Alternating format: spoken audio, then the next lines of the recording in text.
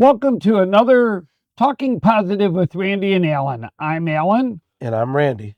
Today, our guest is Candy Munson. Welcome, Candy. Welcome. Hi. Why don't you give us a little background of why you're here and what you'd like to talk about today?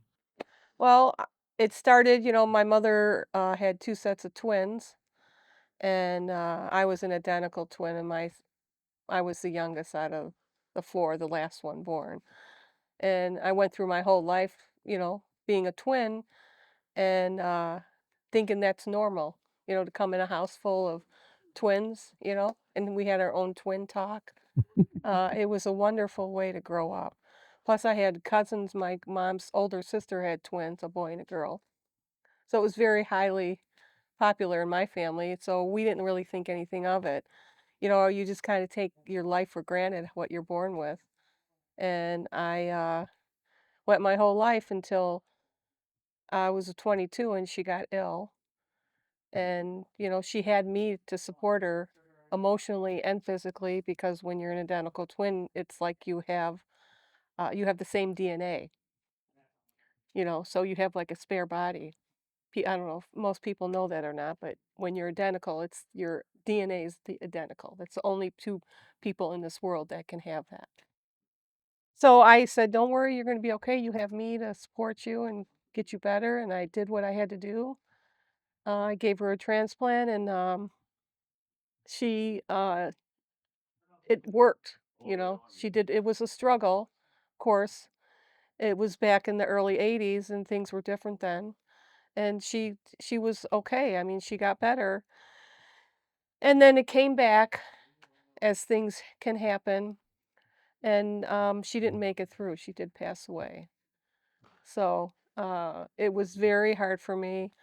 It took me a while to come to terms with it because I was only 23 years old, and it's like that she was like my spare person. Hmm. When you're a twin, it's like a great thing, you kind of I always tell people you share a brain. So you take on different personalities. Like she would be more of she was more conservative and quieter. I was more outgoing, more of a flirt. So we complemented each other. She was a little smarter than me. I was smart too, but she took on that role a little better than I did. And we went our whole life and she was always my backbone. She'd always make sure I made the right decisions in my life. And when she wasn't there, I struggled through my 20s, you Yeah. know. And that's one thing. I know a lot of people are always wondering, like just being a twin, right? Yeah, And losing a twin, like, is there something you feel? Do you feel? I mean, because everybody feels like when you lose somebody very close to you, you feel like a piece of you is it's missing. gone. Yeah. But as far as being a twin, like you say, she was like your spare person. But what was that really like? Like what did you? How did you really feel when she did pass? Did you feel Well, it was anything? really strange, because when she was in the hospital and she was really ill and we had to go there and I was with my sisters, I was in the back seat in the front and they were all upset. And I went through a long journey with her through her illness and I was like, she's fine. I felt this joy, like this piece of Mm, joy and happiness. I go, she's okay because I felt this. I felt so, I've never felt that feeling in my life. right. And so, and what I was feeling was her passing. And Wow. you're very emotionally connected when you're an identical twin. Like we used to be able to read each other's thoughts, and we could finish each other's sentence. And when we were younger, and if I got in trouble, they would be like, "You two go to your room." She didn't do anything wrong. And I tell people who have twins, like, you don't punish them together because they laugh. We'd go Right. in our room and we'd be like, "Oh, this is punishment. We're in here together." We would have, but that's how they are. Everything's together. And so when she passed away, it was like I went on this journey with her spiritually, what she went through to the Wow. other side. Wow. And I had amazing dreams. that I would talk to people and they would tell me, "There's such a place. How do you know that?" I go, "I dreamed it." I go, "She came to me and she told me where she was and where she was going. And she's been with me my whole life and she's helped me. Mhm. And she's kind of been like that person she was when she was here physically, but she's just there emotionally. Like she's on the other side spiritually. So she Wow. comes to me and she's there with me and she helps me be strong and Yeah. get through things in my life, Wow. you know. So in terms of those dreams, like, because this is very fascinating, especially to someone like me, because my mother was heavy into spirituality and Yes, things of I'm that very nature. much so. Yeah. And just to hear you talking about how uh, she's helping you, has there been a time like you needed something and she came to you in a dream or came to you in thought? Like what? It's always in a dream. Like um she wanted to be a nurse when she was alive. And of course I could never be a nurse because Mm. we're opposites. I mean, I would look at a paper cut and I think she'd just look at it and be like, "Oh wow." So I feel that she's some type of nurse on the other side. So she's helping others and she's helping me. So whenever I went through anything physically with illness or anything, I always felt her there Mhm. with me, helping me to deal with it. So it kept me to be positive, like it's hard to lose somebody, but there's places you go. You just don't pass away. I don't feel that you just pass away and that's the end of you. Right. You go somewhere, you leave your physical body, and there's places you journey to. And that's she's, was special and she's helping a lot of people, and she's still there with me, helping me. Like the dreams I had about her were just amazing. They were um vivid, clear colored pictures You showing me where you she said was. had. Do you still have them? Yeah, not as much as I did when it first happened, but when I reach out to her, um, and I'm having trouble, um, I've been through some medical things as I've gotten older, and I always felt her there with me, helping me get through and physically and Wow. emotionally. It's hard to explain, anyone who has lost somebody, if you reach out, they're there for you. They're just different. They're not physical anymore. They're just a different type of entity, but they're still there with you, Hmm. so. Backing up a little to the days of getting in trouble. Uh-huh. In school, did you ever try to trick the Oh teachers or my anything? gosh. The teachers, because we were the youngest, and then my older sisters were twins too. So they knew of us, here comes another set of twins.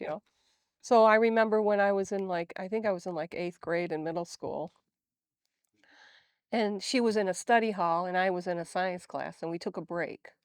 And when you were at a science class or study hall back in those days, you didn't have to stay in it. You could Right. just take a break from the day. So she was in the hallway, and I was talking to my friends, and we were talking, and the teacher comes up to us and he says, "Candy," he looked at her and he goes, "I know you two apart," because her name was Chrissy. And he go, "I know you two apart. You're Chrissy and you're Candy." Like, and he made me he I had to leave and she had to stay in my classroom because he was sworn he could tell us apart. And I felt bad for her because she was mad because she had to stay. Or like, we if she was really shy, she was more shy than me. So if there was a guy she liked and he called, talked to her on the phone, I would talk to him instead of her. And then when she did go out with him, he was like, "You're a lot different than you were on the phone." Because our personalities were different too, but when we did date, she was very, um, proper about who she dated and she spoke her mind and they had to treat her a certain way. where I was more like, "Well, yeah, but he's so cute." She goes, "Yeah, but he's a jerk, what do you wanna go out with him for?" She always protected me that way. Did you ever switch dates No. No, or she double didn't or double date? no, she didn't, really like the guys. She and she would always tell me, "You shouldn't go out with him, you shouldn't he's not a good guy," And then, I would they would pick me sometimes over her because I was more of a flirt. And then they knew how she was, and I'd go out with them, and they go, "You're just like your sister." I go, "Well, what do you expect?" Just because I was more outgoing, it doesn't mean I'm that kinda girl, so, they knew people figured us out quickly, Right.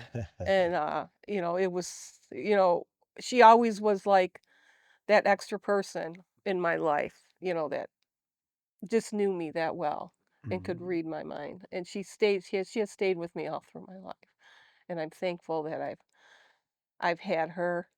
It's been struggles, because, my older sisters are twins, so I've seen them stay with their twinship all through their Oh, life, wow. Yeah. and, but, I still feel very fortunate and lucky that I had her in my life, you know, um, because I've had some medical struggles since 2020. I went through some physical changes. I got through all that. And in 2016, I had three daughters, Mhm. you know, um, extremely close with my daughters. My youngest daughter, she was fine. Then the next day I get a phone call and it's sudden. She's gone. Mm. So, and she was like my twin. She reminded me of her personality. Oh, wow. She was like a combination of both of us. We were really close and she was gone, but because of what I went through with my twin sister, it helped me to get through this. That was my question. Now my next question based off of that is, did that experience with your sister, like, help you to stay positive or at least Mhm. come to a level of understanding, For sure. once you lost your daughter? Yeah, no one wants to lose a twin, uh, especially, no one wants to lose a daughter. Um, but there's just you have to be positive and you have to be able to move forward and take what is given to you because you don't have control. There's only things we can control in our life and be positive and look forward because you don't know what's going to happen, And from what I experienced with my sister and then with my daughter, I was able to move forward because my daughter came to me in different ways spiritually too. Mm. I mean, the day it happened, I saw her and Wow. I saw her How old was your daughter? 20. 20. Mhm. Did it help you prepare your other daughters when your daughter passed Hmm. away because of the experience you had with your sister? Yes. Yeah, that was very hard to have to tell their sisters that, my older daughter was already living on her own. Um, she had just gotten married, and she was living with her husband. And then my other daughter was in college and living with me. And they were really close growing up. And I think that was the hardest thing I ever had to do was tell my kids, But I I fed off of what I went through years Right. before. And, I knew exactly what to do and how to deal with it, you know. And I think that helped her a lot. But my older daughter was amazing. She came with me when I had to make all the plans. She did, Mhm. I was just very strong and said, I'm going to do this. Don't worry about. No, I'm going with you, Mom. I don't want you to Mhm. go by yourself, you know. And so my kids were amazing, how much they helped me get through everything. So, Was but that are your children what you would attribute to you, just staying positive throughout all your, yes, ups and downs? yes, I tell my kids, um, you know, with loss and medical, you take care of yourself and you do everything you can to stay healthy. I go, but sometimes things can happen. You can, get hit by a car suddenly. There's just some things that you can't control. I go, but you take it and you deal with it and you move forward and you thank the Lord for and the people above that are there helping you get through it and your family. I mean, I feel that's what's helped me get through. Mhm. Even though I'm not extremely religious person, I was raised that way. My family was Catholic Italian, and they raised me um, in a way that made me who I am and helped me get through these things in my life. Because my mother lost a daughter, plus my grandmother did as well. So I learned from that, from Mhm. the losses I had prior to my sister, to my daughter. I you don't realize that you learn from these things until you're handed these things. And it just made me in a lot of ways it made me a better person. It sounds kind of Mhm. weird to say that. When you say better, you mean like more Yeah, compassionate? it's made me more caring, Yeah. and it makes me think more about what I'm doing before I do it. I used to just jump right into things and not think about the consequences after. Or I would say something without thinking about what I'm going to say, and now I don't do that anymore. You said you have older sisters that are Yeah, twins. yeah. How did the elder twins react with or interact, I should say, with the younger twins, Mhm. Growing up. Well, growing up? when we were babies and my mom came home with the second set of twins and my sisters were like 2.5, they walked past my mom with their heads up in the air because they were like, how dare you bring home another set of twins? That's what my mom tells me all this. Of course, I don't remember. But my mom said she never had to entertain us because we always had a partner in crime to play with. Yeah. I mean, my mom, we grew up in Oak Park. They had a house in Oak Park. And until I was like 6 years old. And I remember my mom telling me she woke up one morning and the door was open and we just had start walking. The door was open. There was a chair, two chairs at the front door. So one of us figured out to put the chair there, climb up there, unlock the door, and she could see us walking across the street holding each other's hand, Aw, going to our neighbors. And she ran out there and so she decided, okay, a Kodak they're moment. they're just babies. I can't do this. So she locked us in our room. She literally locked the door because she was afraid she'd wake Oh, up and we'd be gone. yeah. So my dad said he'd wake up and he'd see these fingers at the crack of the door. Then he looked down and he said an eye was looking at him. But we had so much energy. As soon as we woke up and my parents got up, they had to like be full. Oh, there was no time to relax and have some coffee. We were just, Did they have to bolt things down so the 4 girls didn't get yeah. Well, it into was it? more. I think it was more so with me and my sister than it was my older sisters. Uh, We just we got into everything. Our bedroom was like it didn't look like a typical baby's room. The drawers were taken out because we take the drawers out. We figured everything out. We had two brains. Wait, let's do that, and you do that side. Okay. And she was. We were. It was. I was a blessing to have what I had. mm, For that short time in my life. It has stayed with me my whole life. I I have a sense about me because I've met people in my life, and I go, "Do you have a twin?" And they're like, "How do you know that?" I go, "I don't know. I'm just have a feeling." Well, yeah, I do. Sometimes it's I'm not always right, but most of the time it's like I can kind of sense it stays with you as you get older, and through your life, the things that you've been through and the people you have lost, they're still with you and they're Yeah. still part of who you are. And that's what is so great about life because it's our life and it stays with you to the next whatever happens. That's what keeps me so positive is I know there's not it's not an end. It's a they're with me. I've experienced it with everything I've been through. I know the signs and I know what to look for, Oh. you know.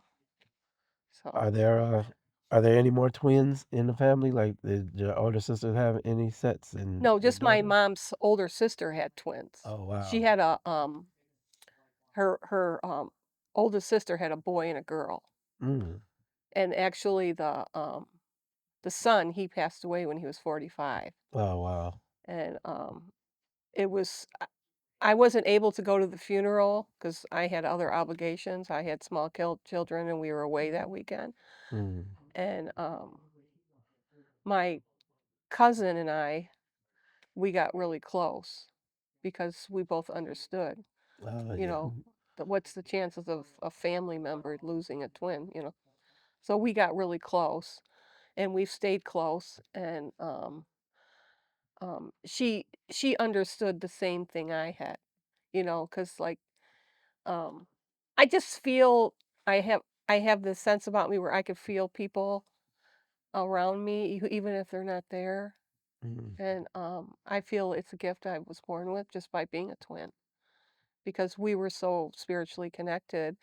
And when you have children, it's the same thing, you're connected because you bring them into this world, and you see them grow up from this, you know, little innocent thing to this beautiful person. And uh, that's that's what's kept me going is I know my daughter, my anyone I've lost in my life is still with me. I feel them and I've seen them in my dreams.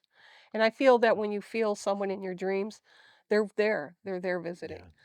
Yeah. And it's not just an hallucination. It's real.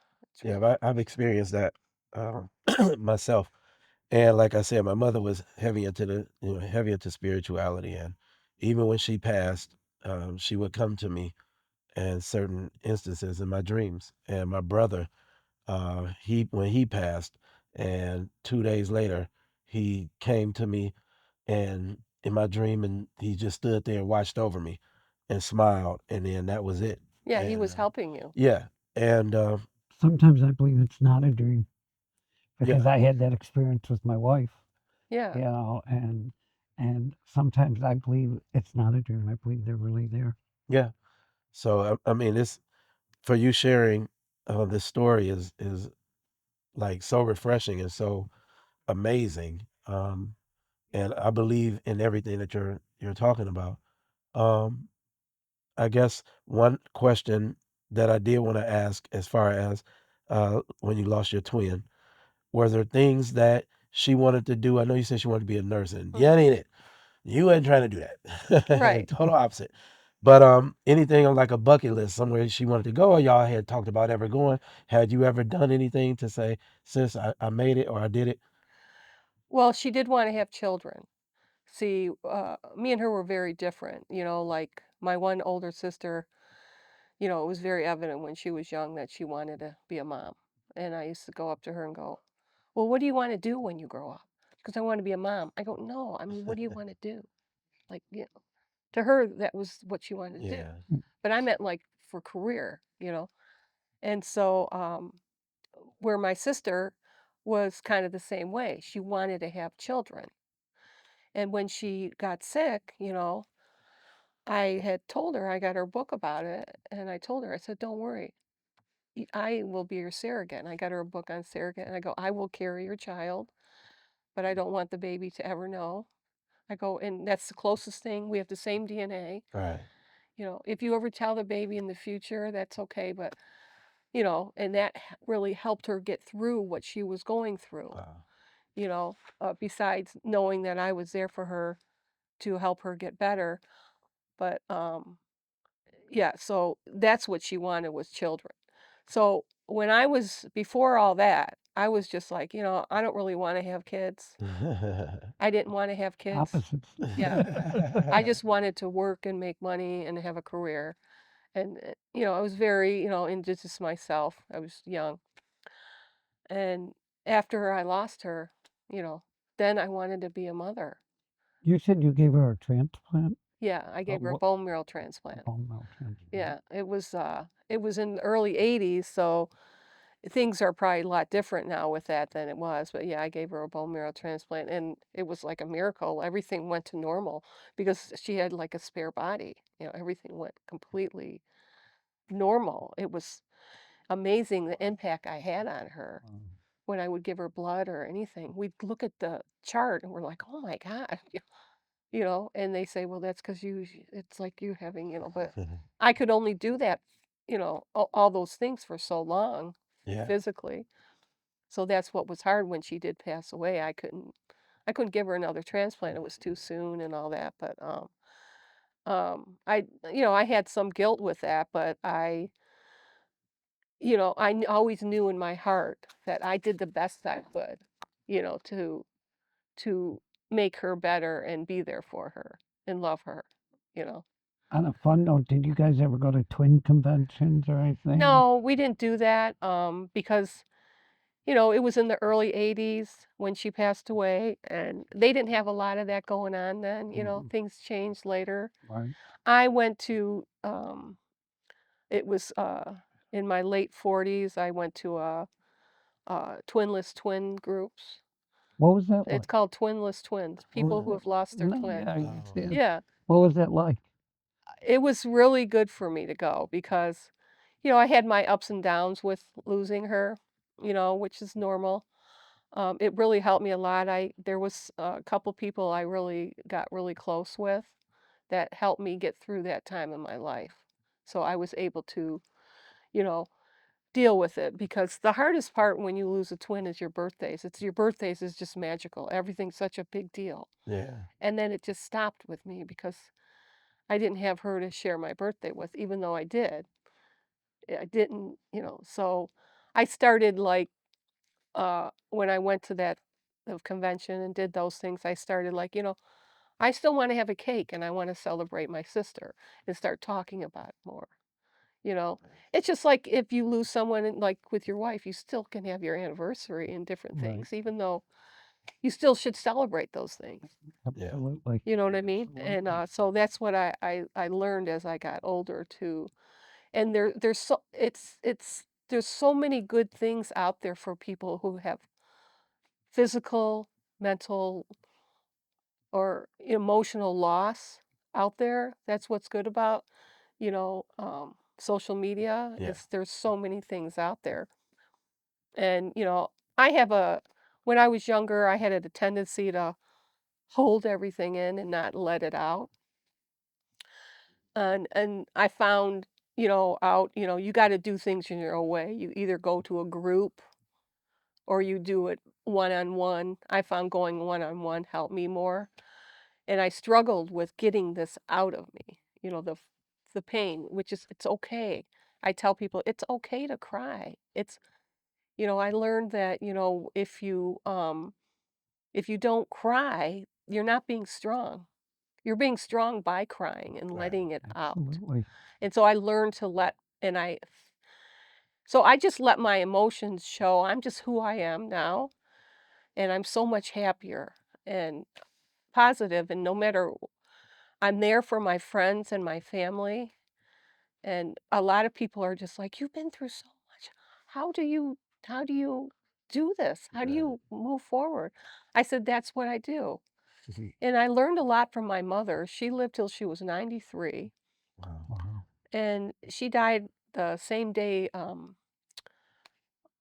what's her name? Queen Elizabeth died. Oh, okay. And she always told me, "You gotta Candy, you gotta, take life and you gotta keep moving forward and keep living life." Mm. And she wanted to be resuscitated, and she got really thin, when people get older, Yeah. she was ill, she had different issues, and,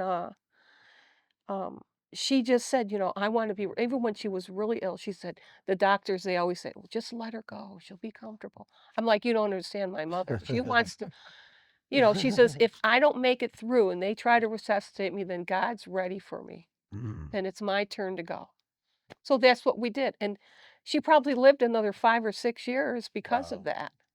Absolutely. wow. So I learned that from my mother, watching her, because she was from this big Italian family, and she was the youngest out of, like, 6 kids, Mhm. and she outlived them all.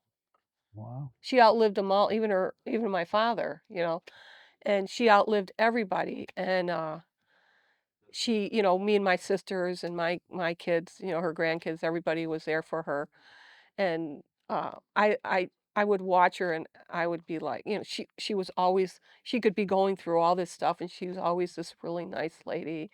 "Oh, it's okay," I was a lot like my father, where I'd go in there and I'd be like, "Okay, they need to take care of you. They need to do this." And she'd look at me, she'd go, "Wow." I go, "What?" She go, "You can rule the world." I must make sure they're taking care of her when she was, Yeah. in nursing care. They have to take care of her, you know. And she always knew who I was. Oh, She yeah. Yeah. After my dad passed away, she always called me Jim because that was his name. "You're just like Mm. your father." I'm like, "Yeah, but I learned so much from watching her live her life Right. and Yeah. all the ups and downs she went through." And I learned about health. She smoked, was her generation, but she did everything She lived to moderately. 93. Living I that know. tree. And she Yeah. did everything moderately, eating everything. She would just watch everything, and I think that's why she lived so long, and she always looked she always had a positive outlook in life. Is there anything that you, like, wanna do? Anything on your bucket list? Uh, I'd like to go to Europe. I haven't done that. I mean, everybody would wanna travel, but what I really wanna do is, be there for my family and my friends, and, uh, just enjoy my life as it is and not put a lot of pressure on myself.